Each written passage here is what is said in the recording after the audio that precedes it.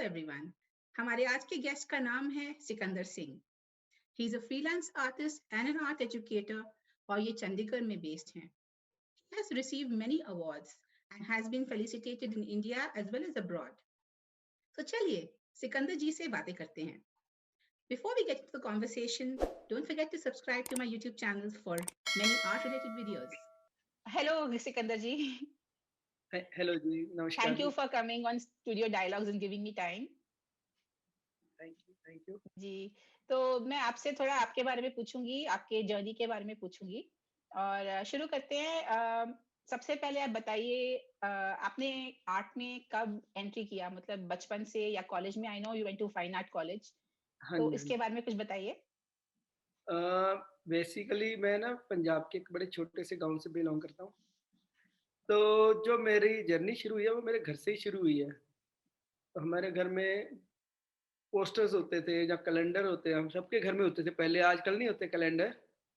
पहले कैलेंडर होते थे हमारे घर में। अब हम सिख फैमिली से होते हैं तो गुरु नानक देव जी, गुरु गोबिंद सिंह, गुरु नानक गुरुओं के कैलेंडर थे। तो उनको देख के मैं यही सोचता था किसने बनाए ये? फिर उनके नीचे एक नाम लिखा होता है सरदार सोबा सिंह। तो पहले तो हमारे गुरु वही हैं, हमारे घर में जो आर्ट का बीज बोने वाले। तो उनको देख के हम अंदर दिल में एक इच्छा जागी कि आर्ट करना है। बट उनको तलाश करते-करते बहुत सारे पेंटरों के पास भी पहुँचा मैं बचपन में ही, चौथी 5वीं में ही। पर पेंटिंग की जर्नी शुरू हो गई थी उनको देख के ही। Very interesting. जी, तो आप आर्ट कॉलेज भी गए हैं पंजाब में? अ, पंजाब में बेसिकली चंडीगढ़ में आर्ट कॉलेज है, आई सी, गवर्नमेंट। आई सी। तो आपने वहां से ग्रेजुएट किया? हाँ, मैंने वहाँ से बीएफए किया। अच्छा, हम लोग उस दिन बात कर रहे थे तो आपने मेंशन किया था कि आप पंजाब में वाटर कलर, मतलब कुछ कनेक्शन नहीं था हाँ, उधर, तो उसकी क्या इंटरेस्टिंग स्टोरी है आपकी? मैं आपको एक चीज़ बताता हूँ कि जब मैंने बचपन में अपनी पेंटिंग शुरू की, तो मैंने आपको पहले ही बताया कि मैंने सुब्बा सिंह जी को देख के शुरू किया। तो वो ऑयल पेंटिंग आर्टिस्ट थे। तो उनका वाटर कलर तो मैंने कोई देखा नहीं, किए होंगे उन्होंने भी अपनी जर्नी में। तो उनको देख के मैंने डायरेक्टली ऑयल पेंटिंग शुरू कर दी। तो सारी जर्नी मेरी ऑयल पेंटिंग की रही। कभी-कभी मैं जब चंडीगढ़ आर्ट कॉलेज आया तो वाटर कलर हमारी असाइनमेंट्स होती थी, तो उनको पूरा करने के लिए सिर्फ वाटर कलर करता था, अदरवाइज़ मैं बहुत डरता था। तो 2010 तक भी मैंने कुछ वाटर कलर किए हैं, 100 150 किए होंगे तब तक, कॉलेज की असाइनमेंट्स या कभी स्टूडेंट्स को पढ़ाने के लिए या कुछ। तो 2009 के एंड में मैं न्यूज़ीलैंड गया था 3 महीने के लिए, मेरी वर्कशॉप थी और मेरी एग्ज़िबिशन्स थी। तब वहाँ जाके मुझे थोड़ा-सा रियलाइज़ हुआ कि अभी वाटर कलर की तो जो मतलब लोगों का इंटरेस्ट है वो ज़्यादा है। चलो वहाँ से थोड़ी-सा एक आइडिया आया। थोड़ा फिर मैं इंडिया वापस जब आया 3 महीने के बाद, तो थोड़ा-सा मूड चेंज हुआ कि मुझे वाटर कलर को भी शुरू करना चाहिए। तो मैंने एक दिन एक इंटरेस्टिंग चीज़ की। मैंने ना गूगल पे सिकंदर सिंह लिखा, कुछ भी नहीं, मेरी कोई पिक्चर नहीं आई। फिर सिकंदर सिंह आर्टिस्ट लिखा, सिकंदर सिंह चंडीगढ़ लिखा, 1-2 पिक्चर आ गई जो इंटरव्यू वगैरह कोई न्यूज़पेपर में हुई थी। तो मुझे लगा कि फिर मैंने ऑयल पेंटिंग लिखी, क्योंकि मेरी ऑयल पेंटिंग अच्छी बिक रही थी, पर मैं कहीं भी स्टैंड नहीं कर रहा था। मुझे लगा यार कमाल है कि भई मेरा ऑयल पेंटिंग में इतना काम चल रहा है, फिर भी मेरा कहीं भी नाम नहीं आ रहा है। तो उस वक़्त एक तो वाटर कलर का वैसे ही थोड़ा-सा मूड बना हुआ था, तो मैंने वाटर कलर ढूँढना शुरू किया। पंजाब का कोई भी मुझे आर्टिस्ट का एक वर्क नहीं नज़र आया वाटर कलर। हालाँकि चंडीगढ़ के 2-3 आर्टिस्टों को मैं जानता था जो वाटर कलर अच्छा कर रहे थे, तो पंजाब में भी 1-2 थे, पर वो उनका जानता कोई नहीं था। ना गूगल जानता था, ना कोई पर्सनली, मैं अपने लिंक के थ्रू जानता था। तो तब जाके मुझे रियलाइज़ हुआ क्यों ना इस फ़ील्ड में ट्राई किया जाए, ये तो खाली पड़ा है। और फिर मैं उन दिनों बच्चों को पढ़ाता था, मैं उनको एक ही चीज़ कहता था, अगर आप डॉक्टर के पास जाते हैं, तो आप अपनी बीमारी बताते हैं, उसका इलाज करवाते हैं, ना कि आप अपनी तंदुरुस्ती बताते हैं। तो मुझे लगा कि मेरी भी तो बीमारी वाटर कलर है, क्यों ना इसका इलाज किया जाए। It's interesting. तो ऐसे आप वाटर कलर में गए? हाँ, 2011 से लेके आज तक तो मैं बहुत ही ज़्यादा कनेक्टेड हूँ। उसके बाद तो मैं रेगुलर कर रहा हूँ, मतलब रोज के 5-6 वाटर कलर मेरे अभी तक मैंने कर दिए होंगे 10 सालों में 10-15 हज़ार। इनक्रेडिबल। आपने बात कही ना वाटर कलर ज़्यादा पॉपुलर है बाहर। हाँ तो जी। लोगों को ज़्यादा इंप्रेशन ये है कि ऑयल और एक्रेलिक ज़्यादा पॉपुलर हैं और वाटर कलर इतना पॉपुलर नहीं है, इतना अप्रिशिएट नहीं करते। ये इंडिया में है कि बाहर भी है थोड़ा? नहीं, बाहर तो हर तरह का आर्ट एप्रिशिएट करते हैं। और रही बात यहाँ, अब भी यहाँ भी बहुत अवेयरनेस हो गया। जब से मैं मतलब मैंने शुरू किया तब तो वाटर कलर यहाँ कोई समय बात ही नहीं करता था। आर्ट मटेरियल लेने जाते कोई आर्च का पेपर ही नहीं मिलता था, अच्छा पेपर नहीं मिलता था, दिल्ली से मँगवाना पड़ता था। तो ये सारी प्रॉब्लम्स थी। तो अब तो हर एक चीज़ मिल रही है। अब तो वाटर कलर मुझे लगता है देखो, हर एक मीडियम की एक अपनी इम्पोर्टेंस है। तो वाटर कलर अब पहले जितना पीछे नहीं रह गया। अब जैसे ऑयल पेंटिंग फेमस थी, अब वाटर कलर उससे भी ज़्यादा मुझे लगता है कि अब फेमस हो चुका है। आप वाटर कलर करेंगे, लिखेंगे तो आपको लाखों, करोड़ों वाटर कलर्स हैशटैग मिल जाएँगे। That's true. और आपको वाटर कलर के फील्ड में अपार्ट फ्रॉम जैसे मटेरियल नहीं मिलते थे या कुछ ज़्यादा नॉलेज नहीं थी, उसके अलावा कोई और स्ट्रगल्स रहे आपके वाटर कलर के साथ? हाँ, वाट अब देखिए जब मैंने शुरू करना था, पहली स्ट्रगल तो यही थी कि वाटर कलर आर्टिस्ट ही नहीं था, कोई किससे सीखूँ यहाँ?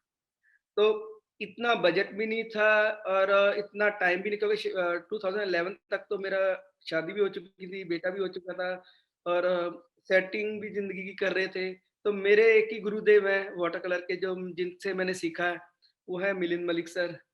तो उनकी बुक्स खरीदी, उनका यूट्यूब पे कुछ वीडियोज़ ढूँढे, वो कॉपी किए, तो ऐसे जर्नी फिर शुरू हुई थी मेरी। हुँ। तो हाँ, ये क्योंकि थोड़ी मेरी स्ट्रगल थी। जर्नी भी मिलिंद मलिक से ही शुरू हुई थी, उनकी एक वर्कशॉप से। हाँ, सबकी ऑलमोस्ट इंडिया के 90% आर्टिस्टों की ऐसे ही शुरू हुई है। तो ये मटेरियल्स के आपने एक बार मुझे बोला था कि जो आजकल यंगस्टर्स हैं या जो स्टार्ट कर रहे हैं, वो लोग मटेरियल के पीछे काफ़ी भागते हैं, वो परेशान रहते हैं। हम सब उस फेज़ से गुज़रे हैं कि अच्छा कौन-सा बेस्ट ब्रश है, कौन-सा बेस्ट पेंट्स है। लेकिन एक्चुअली हम घूम फिर के जब एक्सपीरियंस आ जाता है, तो we come back to Camlin, चित्रपट। मतलब ऑफ कोर्स प्रोफेशनल काम के लिए मैं फिर भी आर्टिस्ट प्रेफर करती हूँ, फ्लोरल्स वगैरह के लिए। लेकिन बिगिनर्स को जब आप ये बताएँ, अपने आप बताएँगे, तो शायद उनको ये समझ में आएगा कि मटीरियल से ज़्यादा ज़रूरी है प्रैक्टिस। बिल्कुल जी, मैं आपको ना एक छोटी-सी अपनी घटना सुनाता हूँ। मैंने जब मैं ऑयल पेंटिंग सीखता था, तो मेरे उस्ताद मोगा में आर्टिस्ट सतनाम सिंह जी, तो उनके पास सीखता था। तो उनके पास मैं जाता रहा 1-2 महीने, तो मैं उनको कहता, "सर, उस्ताद जी मुझे ये बताइए।" अब हमारे यहाँ उस्ताद जी बोलते हैं। "उस्ताद जी मुझे बताइए।" तो वो कहते हैं, "हाँ, हाँ, तुम शुरू करो।" वो मुझे शुरू करवा देते हैं ऑयल पेंटिंग, ये बनाओ, वो बनाओ। तो जितने भी उन्होंने टूटे हुए ब्रश अलग से फेंके हुए थे, उठा के मुझे दे दिए, "ये ले पेंटिंग कर।" तो खुद के पास उनके पास इम्पोर्टेड ब्रश थे। तो मैं बच्चा था, तो 95 की बात है, तो मैंने फिर एक दिमाग घूम गया 3 महीने बाद कि मुझे टूटे हुए ब्रश दे रहे हैं, आप खुद इम्पोर्टेड ब्रश से, अच्छे ब्रश से काम कर रहे हैं। तो एक दिन पेशेंस लूज़ हो गई, मैंने पूछ ही लिया, "उस्ताद जी, ये क्या है? मुझे तो आपने टूटे हुए ब्रश दे दिए, आप अच्छे ब्रश से कर रहे हो, मेरा अच्छा कैसे होगा?" फिर उन्होंने हँसते हुए मुझे पता है क्या कहा? कहता, "यहीं पे एक बात समझने वाली है, जिस दिन तुम ऑर्डिनरी टूटे हुए ब्रशेज़ से, पुराने ब्रशेज़ से अच्छा रिज़ल्ट निकाल लोगे, तो अच्छे ब्रश से क्या करोगे ये बताओ मुझे।" आप समझे ना? बिल्कुल, तो जो बंदा स्ट्रगल दौरान कुछ अच्छा अचीव कर सकता है, वहाँ उस टाइम खुश रह सकता है, तो खुशियों में कितना खुश रह सकता होगा। बिल्कुल, ये तो बहुत ही ये बहुत ही इम्पोर्टेंट बात है, तो अगर समझने हम वाली बात। बेसिक ब्रशेज़ से, बेसिक पेपर से अच्छा रिज़ल्ट निकाल सकते हैं, तो अच्छे प्रोडक्ट से क्या करेंगे, ये आप खुद ही इमेजिन कर लीजिए। बिल्कुल, बिल्कुल। ये मेरा इस चीज़ के लिए आपके लिए हाँ, तो इस बात से मुझे और एक और बात याद आई। जैसे this is one of the reasons जो एक माइंडसेट होता है ना आर्टिस्ट का कि मुझे कैसे बढ़ना है आगे और वर्क एथिक्स कहते हैं ना, जैसे काम करने का तरीका और एक एटीट्यूड होता है काम की तरफ से। हाँ उसमें जी। आपके टॉप टिप्स क्या रहेंगे जो आपको हेल्प किए हैं लाइफ में? देखो जी, जब मैंने पेंटिंग की जर्नी शुरू की थी, तो मैंने कभी नेगेटिव सोचा ही नहीं। जैसे लोग कहते हैं कि आर्टिस्ट थैला-शाप होते हैं, भूखे मरते हैं। अगर किसी को भी ऐसा लगता है तो मुझसे आके मिल ले भई, लाइफ़स्टाइल देख सकते हैं। तो भगवान की इतनी दया है और सारी वो दया मुझे पेंटिंग से ही मिली है, ठीक है? तो मैं पहला तो ये कहता हूँ कि अपने आप पे बिलीव करें, अपनी कला पे बिलीव करें, ठीक है? तो मैं इस फ़ील्ड में आते हुए मैंने नेगेटिव बिल्कुल नहीं सोचा कि इसमें सर्वाइव करूँगा कि नहीं करूँगा। हाँ, इसमें थोड़ी स्ट्रगल इतनी सी लगती है कि रिज़ल्ट थोड़ा धीरे आता है। तो कोई बात नहीं, धीरे ही सही। हमारे यहाँ कहते हैं शहद पके सो मीठा होए। जो चीज़ धीरे-धीरे मिल रही है वो ज़्यादा अच्छी चलती है। तो अभी सब कुछ मिला है, इसी से मिला है। तो पहले तो अपने ऊपर बिलीव करें, अपने फ़ील्ड पे, लोगों की बातों में ना आए, आर्टिस्ट भूखे मरते हैं। आप उनको क्यों देख रहे हैं जो पेड़ सूखे हुए हैं, आप उनको देखें ना जो फल दे रहे हैं। तो मैं तो पॉज़िटिव एटीट्यूड रखता हूँ, पहले। दूसरा मेहनत में बिलीव करता हूँ। मैं तो आज भी बहुत सारे लोगों को लगता है कि मुझे अभी लोग पता कहते हैं, "सर आपका तो नाम है।" भाई नाम एक दिन में नहीं बना, मेहनत की है, भगवान ने बनाया 20-25 साल की जर्नी है, तो उसी से बना है।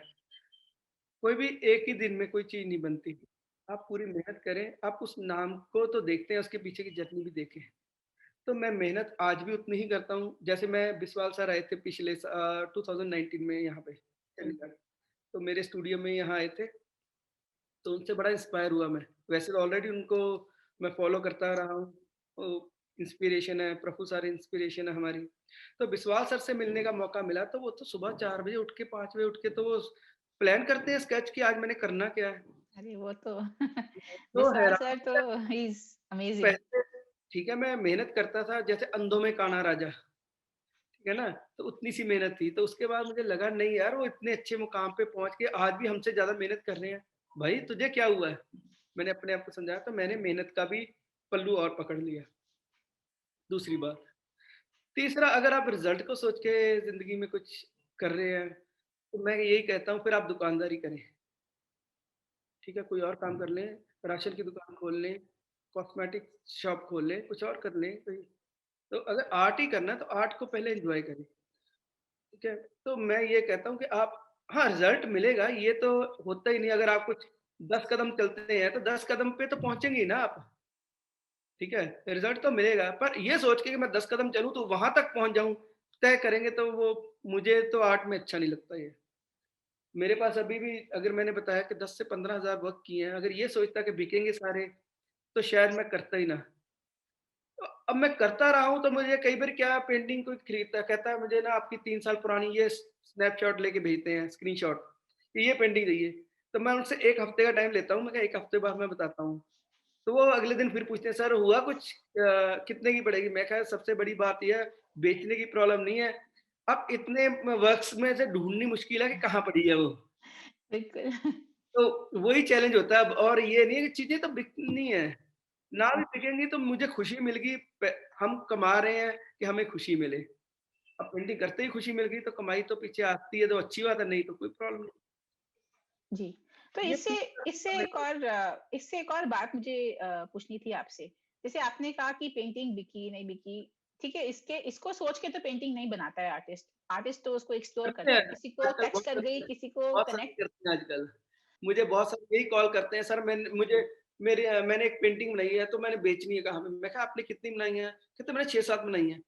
मैं कहा मैं 6-7 हज़ार बनाने के बाद भी इतना डेस्परेट नहीं हूँ सेल करने के लिए, तो आप 6-7 पेंटिंग बना के लोगों को कॉन्टैक्ट किए जा रहे हैं, मैं कहाँ बेचूँ, कहाँ बेचूँ? तो आपका क्या एडवाइस है सिकंदर जी? जैसे कई बार क्या होता है कि आई थिंक कोई लोग इम्पेशेंट होते हैं तो वो ऐसे सोचते हैं, लेकिन कोई लोग जेन्युइनली लिविंग बनाना चाहते हैं या सपोर्ट करना चाहते हैं अपनी फैमिली को, जो आर्टिस्ट हैं, और उनको लगता है कि खाली आर्ट से वो सपोर्ट नहीं कर पा रहे हैं। हो सकता है उससे भी थोड़ी कभी-कभी इम्पेशेंस आ जाती है या जल्दबाजी में रहते हैं लोग, हाँ, वो मेरे कमर्शियल होने के साथ लिए। वो फेस मेरे साथ भी है, हुँ, तो सबके उसके लिए साथ। टिप्स दीजिए आप। हाँ, उसके लिए देखिए, मेरे पास ना 3-4 आर्ट के पैरेलल 3-4 चीज़ें थी। मैं कंप्यूटर ग्राफ़िक्स में अच्छा था, तो मैं फ़ोटोग्राफ़ी भी अच्छी कर लेता पोर्टफ़ोलियो शूट करता था लोगों के, मॉडल्स के और साथ में मैं टीच भी करता था बच्चों को मतलब ट्यूशन्स देता था। जब मेरी पेंटिंग से मुझे अर्निंग नहीं हो रही थी, मेरे पास 3 फ़ील्ड और थे, फ़ोटोग्राफ़ी, कंप्यूटर ग्राफ़िक्स और तीसरा था मेरे पास ट्यूशन्स। तो एक ना एक काम मुझे कोई ना कोई मिला ही रहता था। हाँ, एक और चीज़ मैंने अच्छी की थी कि मुझे कोई काम अगर करना है तो मैं ₹50 का या 5,000 का या 5 लाख का ये अमाउंट देखता नहीं था। मैं हर काम करता था और मैं लेक पे बैठ के 50-50 यहाँ चंडीगढ़ में सुखना लेक है, ₹50 का एक पोर्ट्रेट बनाता था। तो रोज़ के 8-10 पोर्ट्रेट बनाता, उससे भी अर्निंग हो रही थी।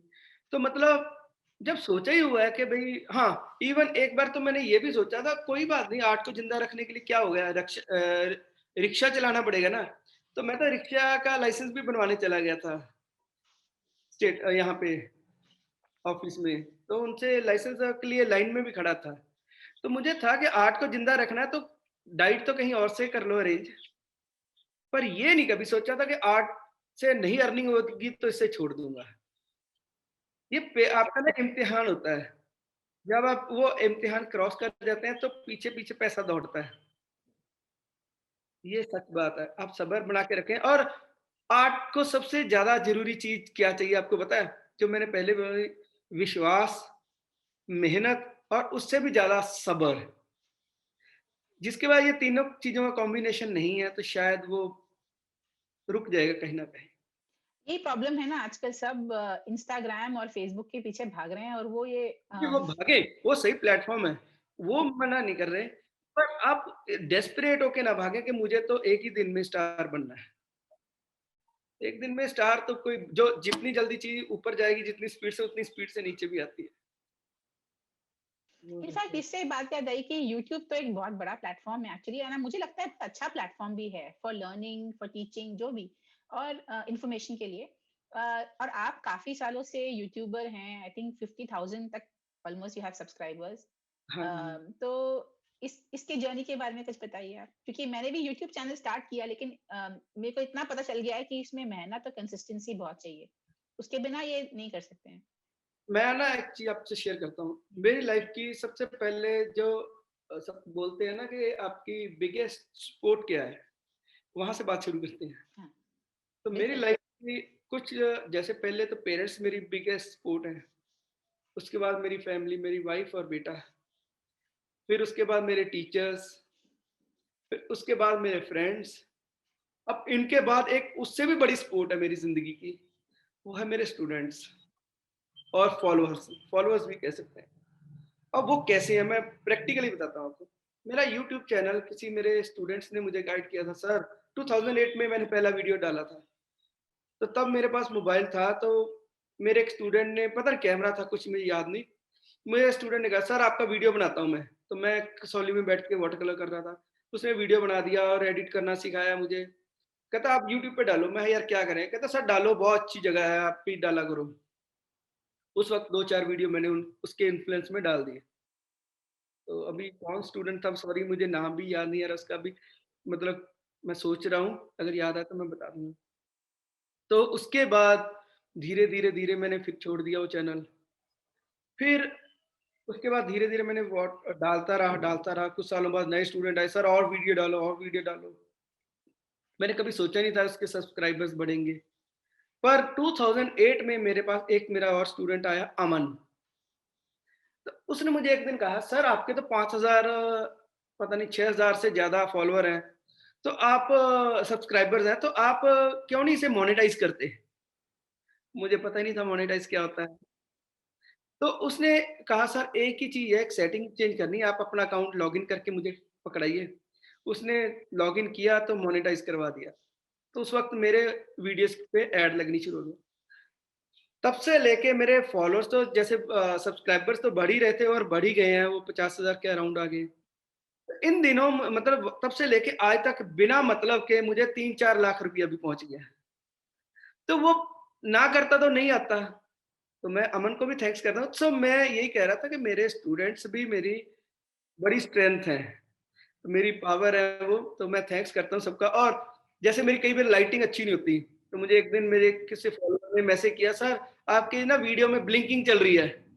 आप एक काम कीजिए कि आप ये लाइट छोड़ के आप एलईडी लाइट लगाएँ।" मैंने वो लगा ली, ब्लिंकिंग बंद हो गई। तो अगर आप टीचर होने के साथ-साथ किसी के मेंटर होते हैं, तब भी उसके साथ-साथ अगर एक स्टूडेंट बन के रहेंगे, तो आप जल्दी ग्रो करेंगे और लोग भी आपको प्यार करेंगे। तो वो प्यार मुझे लोगों ने दिया, तो मैं थैंक्स करता हूँ सबका।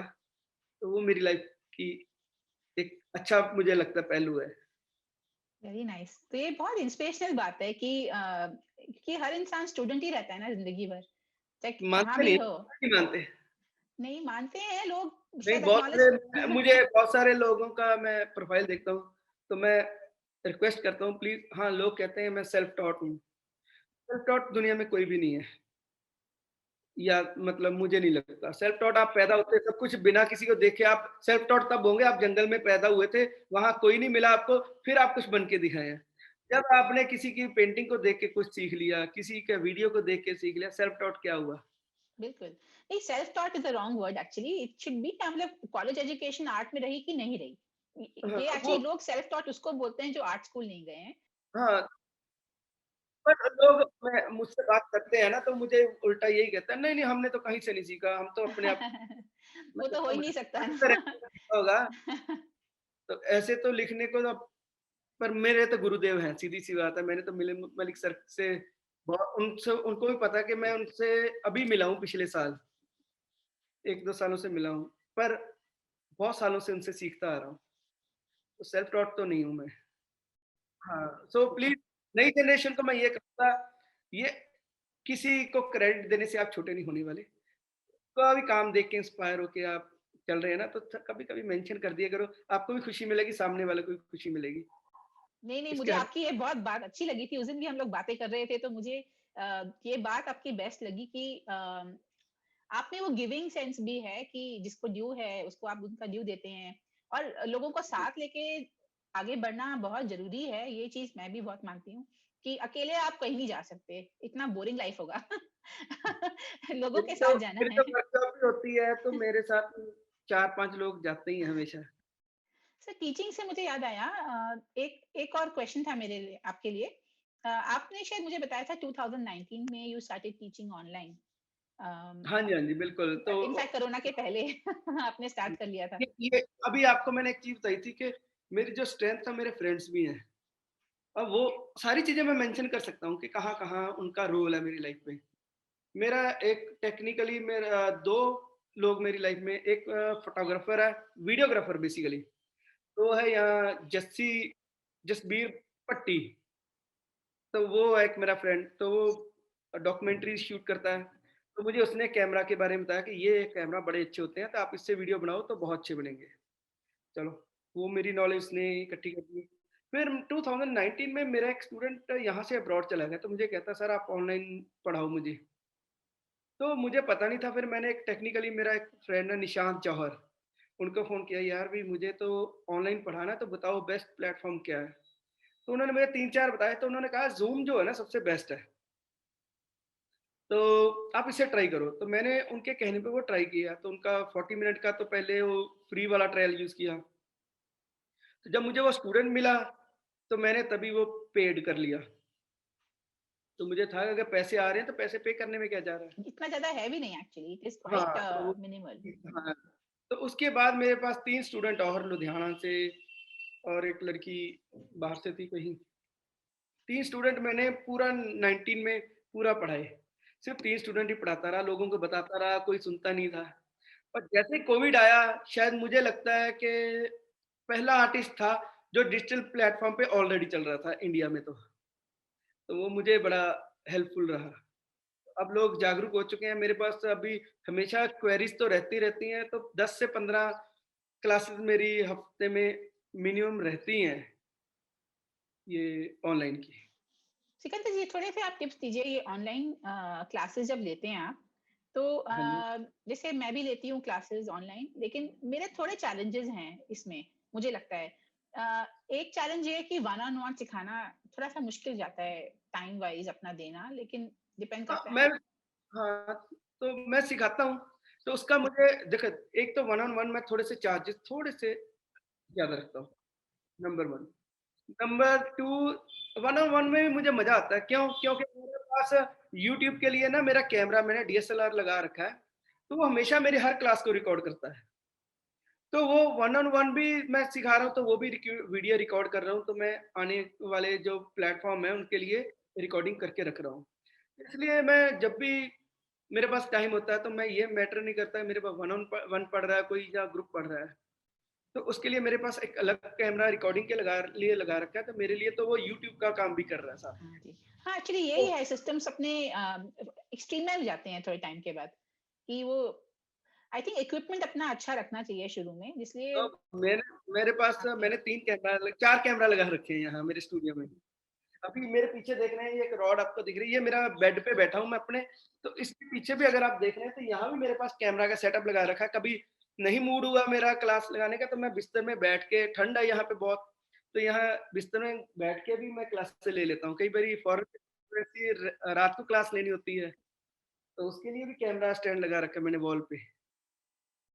सिकंदर जी एक चीज़ और बताइए, जैसे आर्टिस्ट जो डेवलप कर रहे हैं अपना स्किल, उनके लिए क्या टिप्स हैं आपके कि जैसे आप लैंडस्केप्स, पोर्ट्रेट्स बहुत करते हैं, तो सब्जेक्ट मैटर जो है उसपे कुछ आपके टिप्स हैं, या स्किल्स डेवलप करने के लिए मेहनत के अलावा और क्या टिप्स हैं?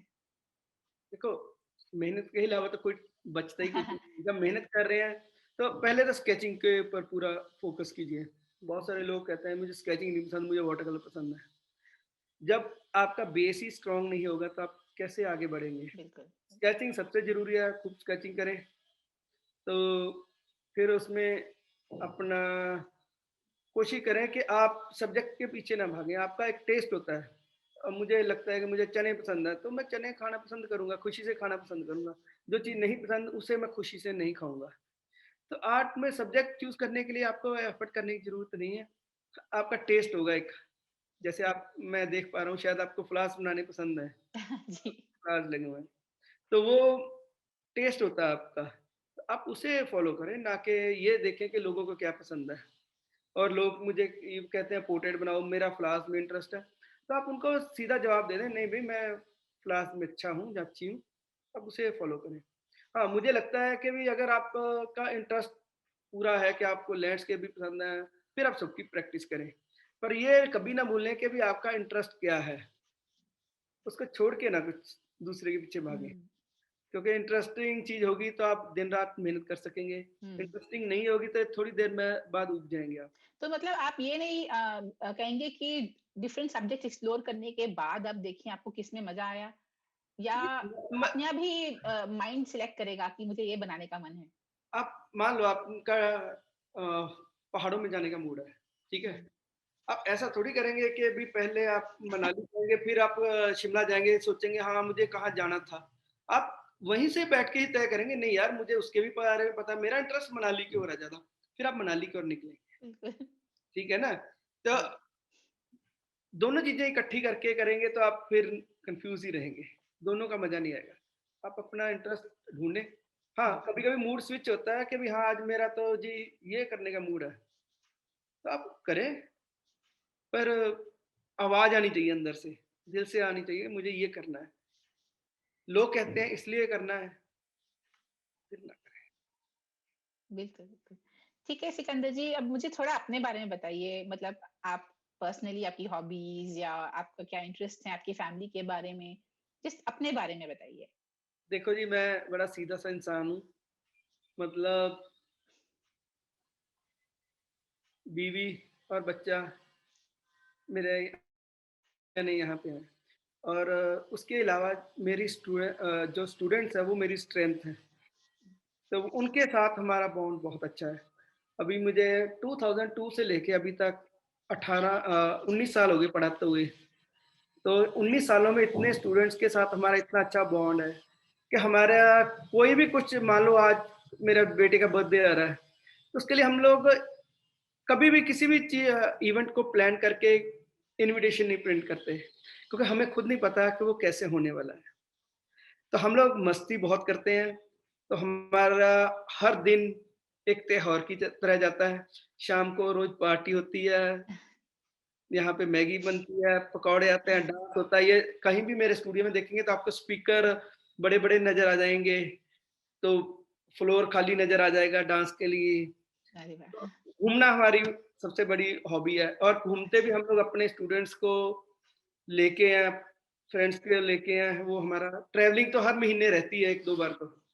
Very nice. कर रहे हैं, मतलब एक आर्टिस्ट के लिए लोग कहते हैं कि आर्टिस्ट की लाइफ अच्छी होती है, मैं कहता हूँ अच्छी नहीं होती, बहुत ज़्यादा अच्छी होती है। जी, तो आप वो एन्जॉय कर रहे हैं हम लोग, ये बहुत हमारी बढ़िया। ये भगवान की हम कृपा है हमारे ऊपर। हाँ, मेरे ख्याल से अगर एटीट्यूड और इंटेंशन क्लियर हो लाइफ का और दिल से काम करे तो यहाँ पहुँच सकते हैं और एन्जॉय कर सकते हैं अपना जर्नी। बिल्कुल, देखिए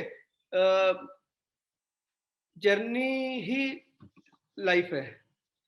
कोई इनकम से आप किसी को कह दें कि किसी का बहुत पैसा है तो उसकी लाइफ अच्छी होगी, तो ये श्योर नहीं है। हाँ, किसी की लाइफ अच्छी है तो उससे इनकम आ ही जाती है। मतलब मुझे लगता है कि मैं जैसे ना मुझे किसी ने बचपन में बताया था प्लेइंग कार्ड्स होते हैं ना, उसमें अच्छा प्लेयर उसको नहीं काउंट करते कि जिसके पास कार्ड्स अच्छे हों। अच्छा प्लेयर उसको काउंट करते हैं जो खेलता अच्छा हो, कार्ड कैसे भी हों। तो मैंने इस चीज़ को फ़ॉलो किया अपनी लाइफ में। मुझे कभी मैटर नहीं करता है मेरे पास कितना अमाउंट आ रहा है, कितना पैसा आ रहा है। मुझे ये है कि जितना भी आया उसमें अच्छा जीना कैसे है, ये मैं तय करता हूँ। बहुत बढ़िया। सो अच्छा प्लेयर बनने की कोशिश कर रहे हैं लाइफ में कि अच्छा लाइफ को जी के जाएँ, बाकी तो पड़ा रह जाना यहीं। जी। जी, मुझे औरों का तो नहीं पता पर मुझे आपकी बातें सुन के बहुत अच्छा लगा और आई होप व्यूअर्स भी बहुत एंजॉय करेंगे ये कॉन्वर्सेशन।